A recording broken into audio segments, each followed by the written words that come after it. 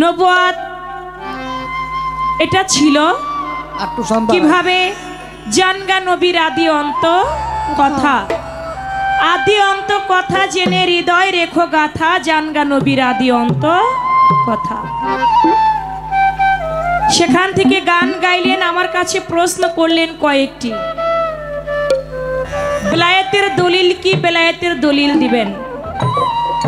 বর্তমানে জিব্রাইল তো আমার দয়াল নবীর সঙ্গে 23 বছর তিনি ওহী নাজিল করেছেন।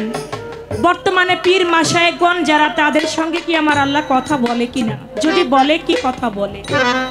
আমি জবাব করব।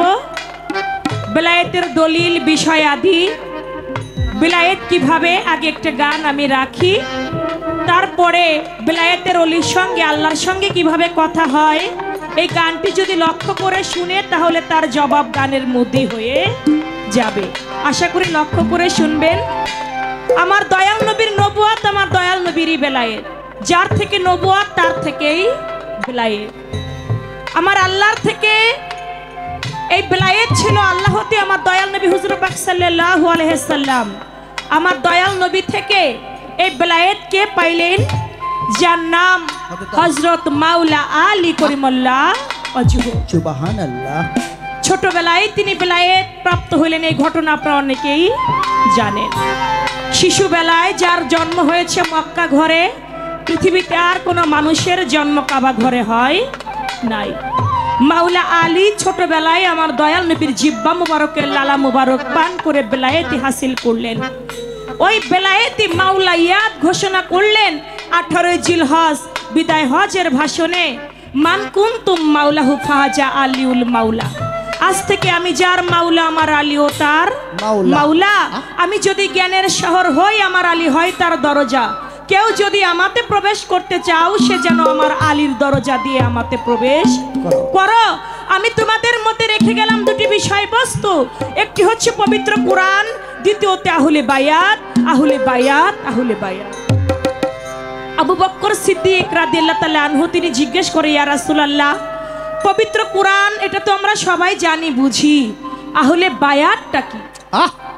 তখন মাওলা আলী হাতটা উত্তোলন করে বলেছিলেন, মাওলা আলীকে একটা চাদরের মধ্যে ঘিরে, মা ফাতেমাতুজ জোহরাকে একটা চাদরের মধ্যে ঘিরে, হাসান হুসাইনকে চাদরের মধ্যে রেখে আমার দয়াল নবী পাক পাঞ্জাতনকে একত্রিত করে বলেছিলেন, এরাই হচ্ছে আমার আহলে বায়াত। আর যারা এই আহলে বায়াতের অনুসারী হবে তারা কখনো পথ ভ্রষ্ট হবে না। না, সুবহানাল্লাহ। সেই আহলে বায়াতের অনুসারী কারা? বর্তমানে যারা পীর কামেল ওলিয়া উলিয়া আমার হাসমত চাঁদের মতো আল্লাহর ওলি, তারাই আহলে বায়াতের অনুসারী। ওয়ারাসাতুল আম্বিয়া, নবিয়ানা, শাহিদিনা, সিদ্দিকিনা, সালেহিন, এই যে নবীর বংশধর, এই যে পীর মাশায়েখগণ, এরাই বর্তমানে যারা পীরের হাতে হাত রাখে তারাই তো আলীকে পায়, হযরত আলীকে পায়। আর যারা আলীকে পাইলো তারা নবী পাইলো, যারা নবী পাইলো তারা আমার আল্লাহ পাইল। এই যে আমার বেলায়েতের ধারাটা চালু হইয়া গেল।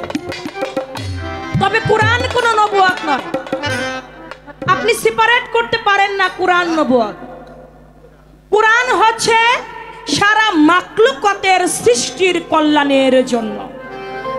সে হিন্দু হতে পারে, সে খ্রিস্টান হতে পারে, সে বৌদ্ধ হতে পারে, সে যে কোনো ধর্মেরই হতে পারে। কুরআন হচ্ছে সমস্ত মাখলুকাতের জন্য সংবিধান। কেন কোরআনের মধ্যে বেলায়েতের কথা নাই? কোরআনের মধ্যে বেলায়েতের কথা গণিতবার আছে, তাহলে কোরআনকে আপনি শুধু নবুয়ত বলে দাবি করলে তো হবে না। হবে না, হবে না। আমার দয়াল নবী 15 বছর হেরা পর্বত গুহার মধ্যে সাধনা করেছে, পুরস্কার স্বরূপ পেয়েছে আল কোরআন। এটা বেলায়েতের ফল, এটা নবুয়তের কিছুই না। সত্য কথা। তাই বলেছে আমার দয়াল নবীর নবুয়তের যুগ শেষ। আমার দয়াল নবী বলেছে আমার পর্যন্ত আমার নবুয়তের যুগ শেষ, আমার পরে থাকবে বেলায়েতের যুগ। আর বেলায়েতের যুগে থাকবে পীর কামেল ওলি আউলিয়ারা, আউলিয়া। সুবহানাল্লাহ। এজন্য সূরা ইউনূস 62 নং আয়াতের মধ্যে আমার আল্লাহ পাক বলেছে, আমার আল্লাহর ওলিগণের কোনো ভয় নাই। তাহলে কোরআনে বেলায়েতের কথা আছে না? আছে কোরআন আছে, শুধু আছে। নবুয়ত দাবি করলে হবে? ইয়ে। শরীয়ত মারফত বলা পাইছেন? হ্যাঁ বিচারে তাল গাছটা তার বলি দাও।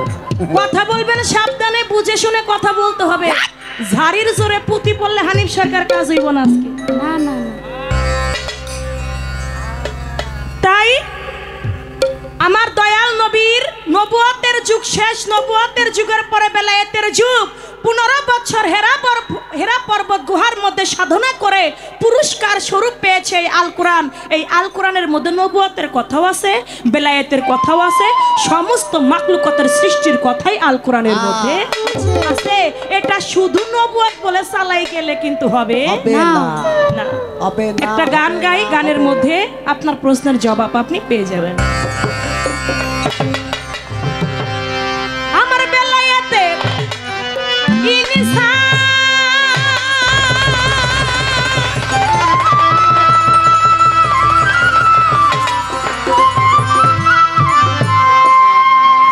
পাগল তুই জানার মতো কইরা যা, জানা পীরের কাছে জাঙ্গা মোহাম্মতের বাজারে। আপন ঘরে বইসা যদি পাইতে চাও আল্লাহ রে গো, নিজের ঘরে বইসা যদি দেখতে চাও মাওলা রে। ওরে বিলায়েতের ইনসান ও দরদ বিলায়েতের ইনসান জানার মতো কইরা জান, জানা পীরের কাছে জানগা মহব্বতের বাজারে। আপন ঘরে বইসা যদি পাইতে চাও মাওলা রে, আপন ঘরে বইসা যদি পাইতে চাও মাওলা রে গো। মনরে একজন মুর্শিদের দুয়া জানিয়া নিগুম ঘরে বস গিয়া এলেম জিকির সালাত যাকাত শিখাইব তরে। ওরে এলেম জিকির ছালা যাকাত শিখাইব তোরে, ওরে এলেম জিকির ছালা যাকাত শিখাইব তোরে। ও মনরে একজন মুর্শিদের দোয়া জানিয়া নিগুম ঘরে বস গিয়া এলেম জিকির সালাত যাকাত শিখাইব তরে। ও তোর পীর যদি মুকাম্মেল হয়,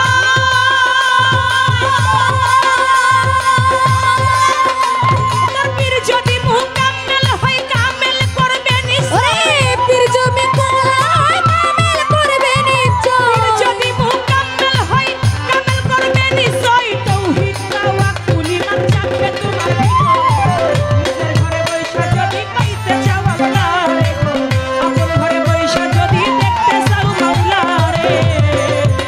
ওরে বিলায়েতের ইনসান ও দরদ বিলায়েতের ইনসান জানার মতো কইরা জান, জানা পীরের কাছে জানগা মহব্বতের বাজারে।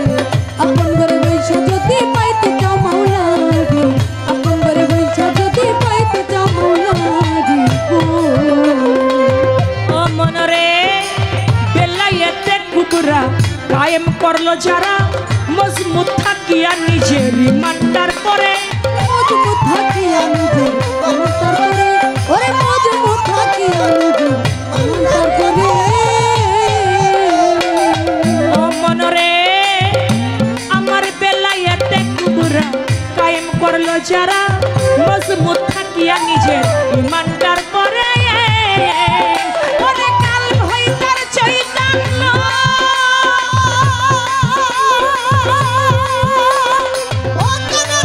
কাল ভয় চৈতন্য মানুষ নয় সে সামান্য। কাল ভয় চৈতন্য মানুষ নাচে সামান্য, কাল ভয় চৈতন্য মানুষ নয় সে সামান্য। জনম ভঙ্গ করছে গিয়া অলি আল্লাহর কাতারে। নিজের ঘরে বইসা যদি পাইতে চাও আল্লাহ রে গো, আপন ঘরে বইসা যদি দেখতে চাও মাওলা রে।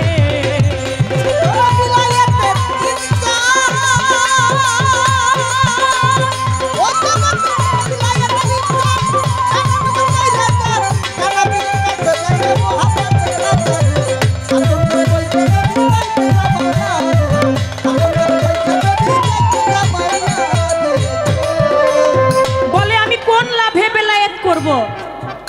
আপনি আখিরাতের লাভে বেলায়েত করবেন। কারণ যেতে হলে জজের